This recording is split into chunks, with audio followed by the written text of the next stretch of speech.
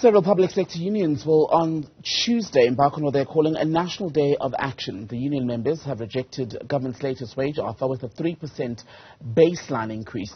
Joining us now is December Mavuso, Nehawu's Deputy General Secretary. A very good afternoon to you, sir. Welcome to Daytime Update. So, I don't know if you were able to catch the post-cabinet briefing by a minister in the presidency, Mondli Gungubele, who is somewhat optimistic that yourselves and the employer can still find a solution to this. Are you as optimistic?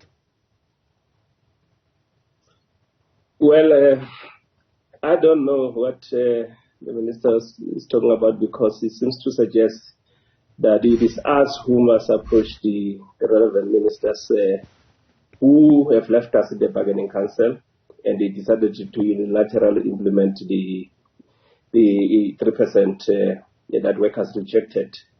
So the reason we are going for a national day of action is precisely because they are not talks between us and government. All government is trying to do is to force us to forget what they did and engage in a discussion about 2023-2024 when we've closed 2022-2023. But as things stand, I mean, now that the increase has been implemented, highly unlikely, is it not, that it can be changed immediately? Well, it has been implemented, yes, but that has made workers even more angry when they realize what that thing means. So whatever discussion we have will be to up that 3% or to increase, to add to that 3%.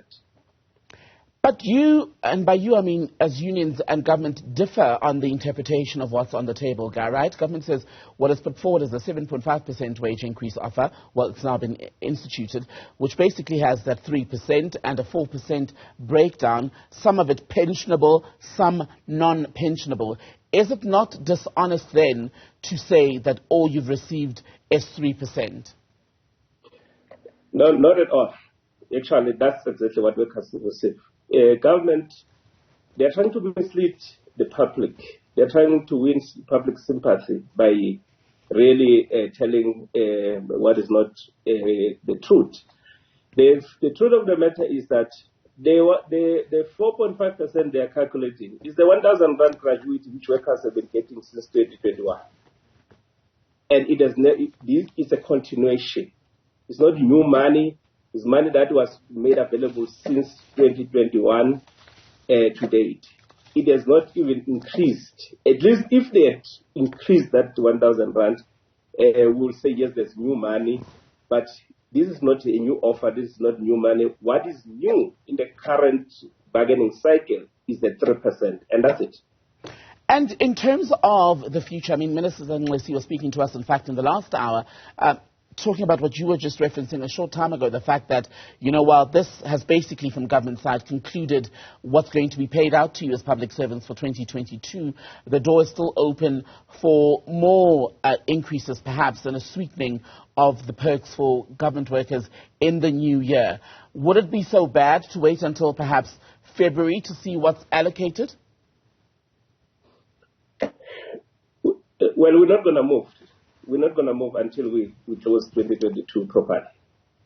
We can't allow government to redefine collective bargaining in the manner that they are doing, to undermine unions, to undermine the institution of social dialogue. They did that by first reneging on Resolution 1 of 2018, and last year they did that again by redefining the public service bargaining by offering workers the gratuity. They are now talking about as if it's new money. And this year, they decide again to unilaterally implement a 3% that is rejected.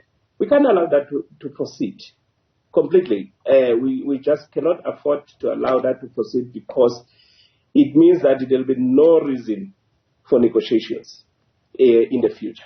But you're basically not going to get what you want. That's what government is saying, that as far as what happens between now and the end of December, there's not going to be a new increase, precisely because they say what you are being given in this, whether you interpret it as just 3% or 7.5% by the government interpretation, that's a done deal as per the mini budget tabled by the Finance Minister Enoch Godongwana last month. So where does that leave you? Well, that's exactly what we're fighting, that arrogance, that they will decide on their own. We are parties here. and we are parties who must agree on the way forward. Not one party dictating to another. We shall see where we end. We are going to exercise our rights, our collective bargaining rights, our collective power as workers. That is why workers have now united under the umbrella of the three federations for the first time in the public service, that is COSATU, SAFTU, and the FEDUSA unions. Mm-hmm. And they are going to take on the streets until something happens, until the discussions are open between us and government. But Mr. Mavuso, as far as Labour's show of force, i.e. going to the streets in National Day of Action, the previous Labour-led demonstrations this year have not been as impactful or as effective as they may have been, let's say, 10, 15 years ago. How are you going to make Tuesday any different as far as sending a message to a government that is saying to you, our hands are tied, it's in the budget, no more allocations can be made, if you can't get, for instance, all 800,000 people to be on a march and shut down services? It's not true that the action of Labour has not been impactful. They say, look at what happened in ESCOM, where ESCOM started and where they ended. Look at what happened in Transnet. So it's not correct that it was not impactful. In fact, if ESCOM had its way, they would not have given those workers an increase. But when NUM and NUMSA joined forces, they pushed ESCOM to where they ended. And that was remarkable. Workers are ready in the public service. Workers are ready. If you can see today what's happening across the country, the pickets, the demonstrations, workers wearing their regala, getting themselves ready for Tuesday. Let's wait until Tuesday because we think that this is going to make an impact. And my comment about the impactfulness of Labour's position was to do specifically with what you have done on the issue of the public sector wages. I know it wasn't all of you who were striking in the last week or two.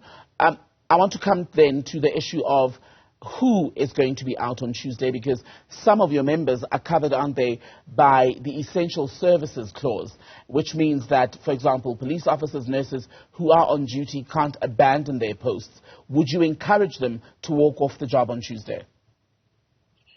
There's no law in South Africa that says workers who are nurses or police, they can't go on strike. It says that the essential services, if they were to go on strike, there must be minimum service level agreement. In other words, you need to agree. What are the ratios? How many goes out, how many remains? And has that been sorted out? As things stand in South Africa, we don't have that because the same government, for the past 10 years, refused to enter into such discussion. In fact, under the Minister Muzwaledi, he declared even at that time when he was minister that, and as long as he's still the Minister of Health, there shall be no minimum service level agreement, as if that will deter workers. So for that reason, we have mobilized all workers. We expect workers to go out because they are made slaves. They are made, they are being suppressed. Even that act on its own of ensuring that there's no minimum service level agreement agreed to is the suppression of the right of these workers, which cannot be accepted. But as things stand, that does not exist, right, in paper and writing. So are you then saying to police officers, nurses who are rostered to be at work on Tuesday that they should stay away? Because they are all slaves of this government. So they must fight for their rights. They must liberate themselves. That's what we are calling on them, to stand up and fight for their rights. Does that mean they shouldn't go to work? Come again? Does that mean that on Tuesday they shouldn't go to work even if they are on the roster to work?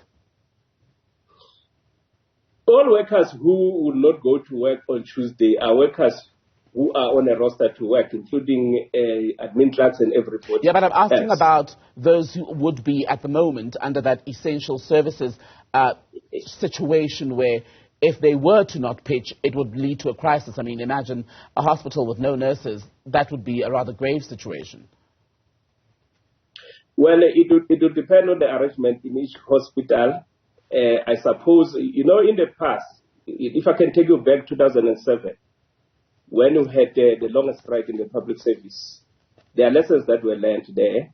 that in each hospital, the unions at that local level, together with management, they were able to manage the situation. So we leave it that to them, but we expect majority of those workers to come out on Tuesday. All right. Thank you so much for speaking to us, December Mavuso, who is the Nehawu Deputy General Secretary. Thank you for your time, sir.